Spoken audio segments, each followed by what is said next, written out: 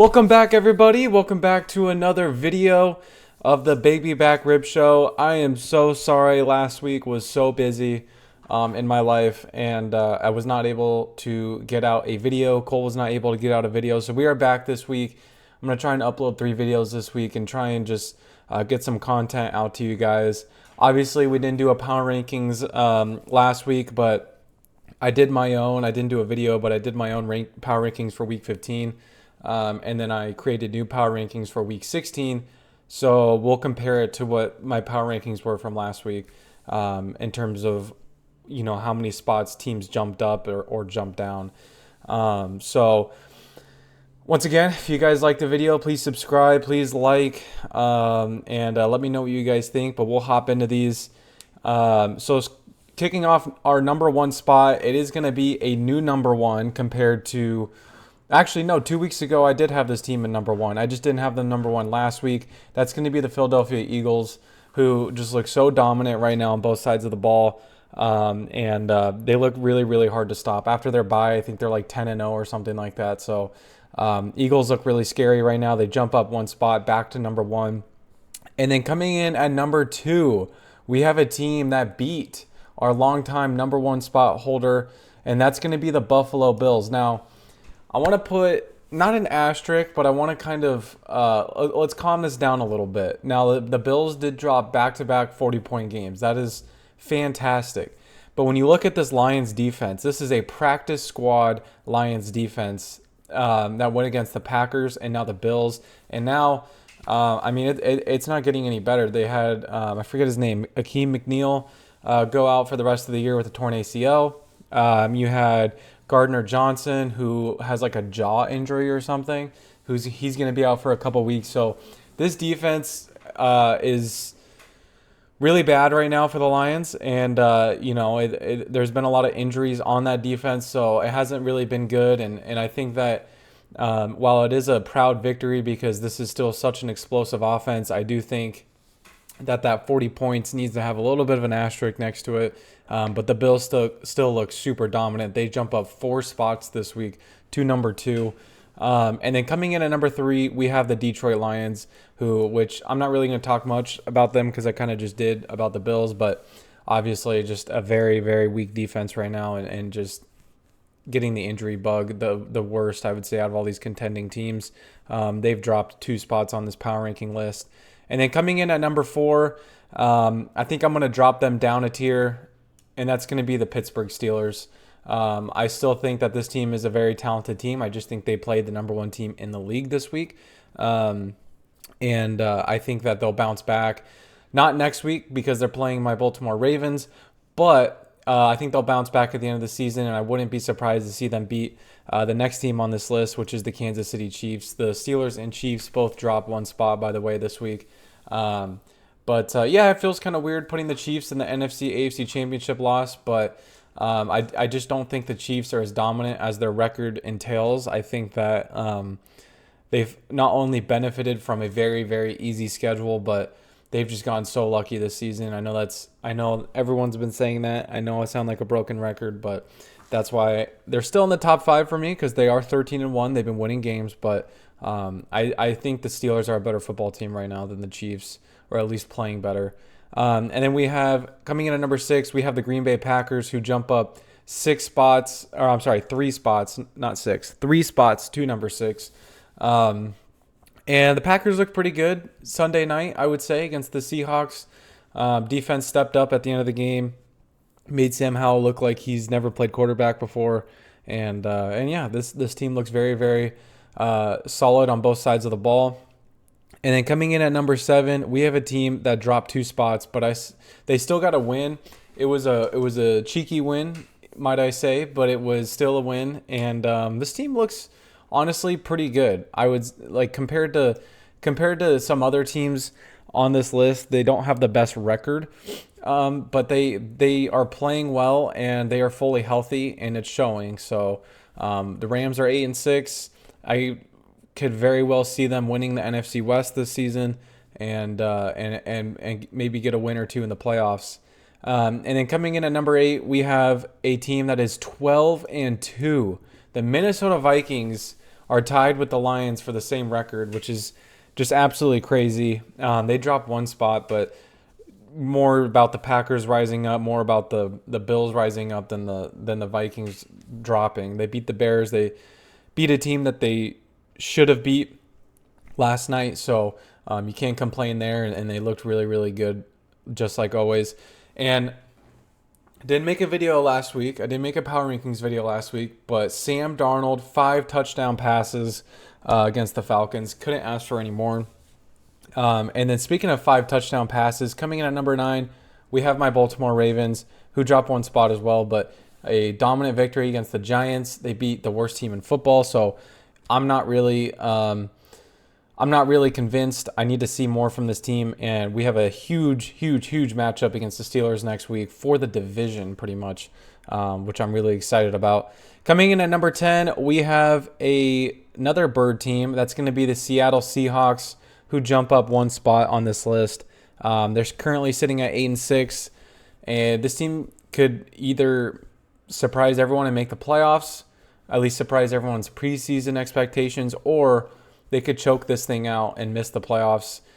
Sam Howell played atrociously on Sunday night, which sucks. I was a firm believer in Sam Howell. I have been since before last season when he was named the Commander starter. I thought this dude was going to be the next breakout, almost like a Baker Mayfield, but it didn't happen. It didn't happen last season. It will definitely not happen this season.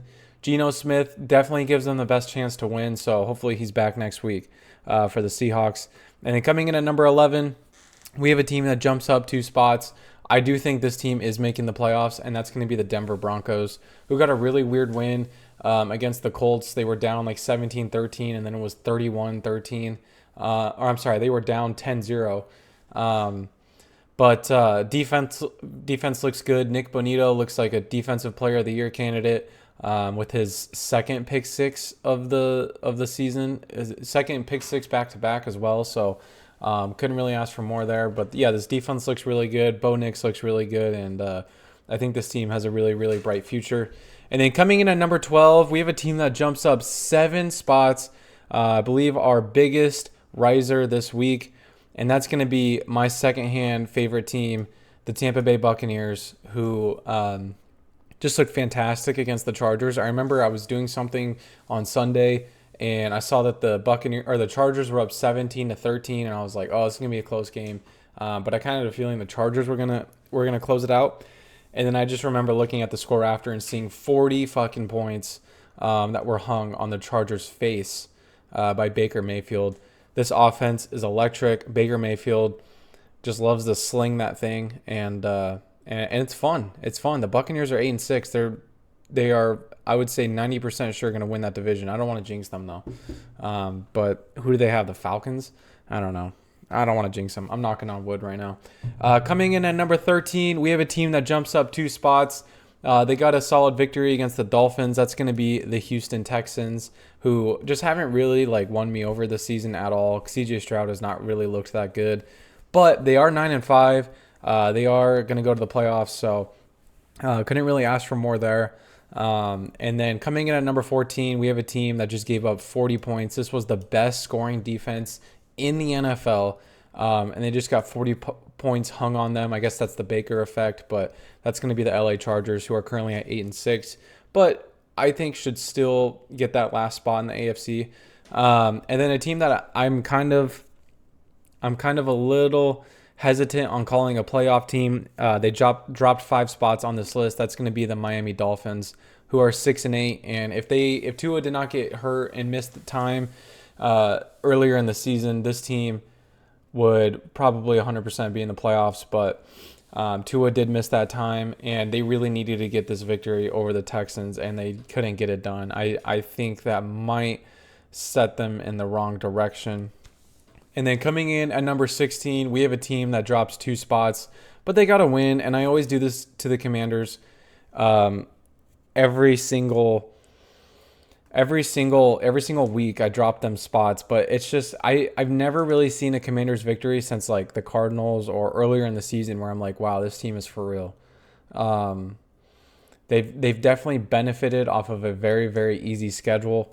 and they're beating teams that they should beat. So that is a fair thing to do. But I'm looking at this right now, and the Commanders are definitely going to make the playoffs at 9-5. So I'm going to bump the Dolphins up because they could get into the playoffs, but I think they'll lose. Same with the Commanders. And then coming in at number 17, I will drop this tier down now. The Arizona Cardinals, who are 7-7. They dropped one spot. They did get a win against the Patriots. They beat a team they should. Just want to see more from this team, especially after their back-to-back losses to the Seahawks, and I forget who else they lost to, the Vikings, I think. And then coming in at number 18, we have a team that also dropped one spot, and that's going to be the Cincinnati Bengals.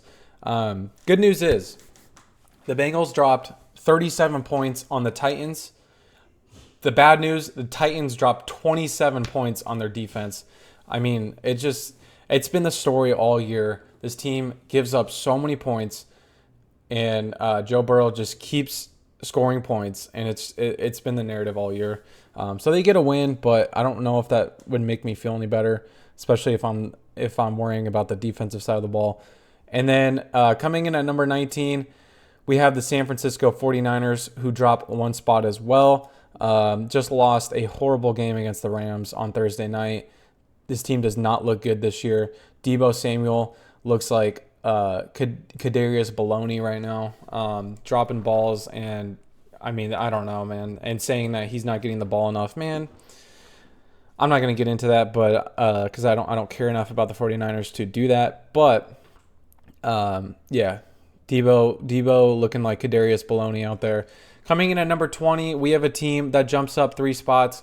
That's going to be the Dallas Cowboys, who honestly kind of have me convinced that they're a decent team, even without Dak. Cooper Rush hasn't been playing too bad. They did get a nice win against the Panthers. I know they're not a very good team, but honestly, the Panthers have been giving teams like the Chiefs and the Eagles like a run for their money. So I would say that that's still a pretty good victory, especially since I think they beat them by a wider margin than both of those teams I just mentioned. And then coming in at number 21, we have a team that dropped one spot, and that's going to be the Indianapolis Colts, who I'm putting below the Cowboys. Anthony Richardson just does not look good. I know there's a lot of Anthony Richardson believers out there. Maybe you give him another year, but you go into the draft and drafts a guy like Quinn Ewers or someone like that, who you can kind of start on the bench and give Anthony Richardson another chance. But I think next year, if he's still completing like half of his passes and still it's still just not playing too well, maybe you throw whoever you drafted in there and give him a shot. But I think that's what I would do if I was in the Colts front office. I don't know. What do I know? I do know that the Colts aren't really using Anthony Richardson like they should. Like they're not making run specific plays for him. But I don't know. I really had hopes that he was going to be good. Coming in at number 22, we have the New Orleans Saints, who dropped one spot on this list and almost got a win against the Commanders without Derek Carr. Spencer Rattler looked a lot better than he did when he filled in for Derek Carr earlier in the season. So, that's good. I don't know if Derek Carr is coming back at this point. This team is 5-9. I highly doubt we will see him back in a game. And then coming in at number 23, we have a team that dropped one spot, and that's going to be the Atlanta Falcons. Yes, I'm putting the Atlanta Falcons below the Saints. I think when the Saints have Derek Carr, I think when the Saints are fully healthy, they are a better football team than the Falcons. And the Falcons just beat the Raiders 15-9. Horrible quarterback play from Desmond Ridder. They almost let them get back in the game too. And Kirk Cousins still just looks awful. So I don't know what's going on, but the Falcons do not have me convinced whatsoever. And then coming in at number 24, we have the New York Jets, who jump up one spot. They got a win. Why am I forgetting who they just beat? It was a bad team. I think the Jaguars. They just beat the Jaguars. So beat a bottom feeder. Congratulations. Devontae Adams did have a nice game, but obviously they're missing the playoffs, and I don't know if they're going to end up with a really good record.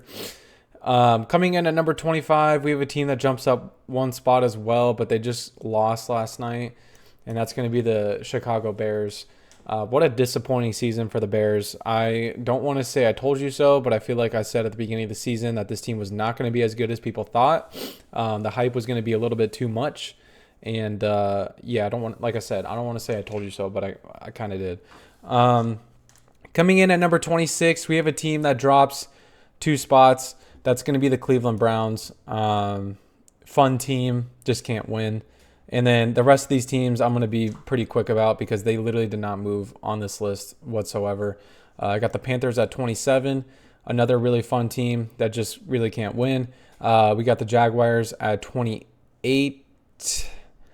And then we have the Titans at 29, the Patriots at 30, Raiders at 31, and Giants at 32. So let me know what you guys think of my list. Just like we do every week, we're going to check out ESPN and NFL.com, see what they got, and see how we compare. So let's take a look at ESPN first. They have the Eagles at number 1. I like that. They still have the Chiefs at 2. I don't understand the dick riding that ESPN does to the Chiefs. Lions at 3.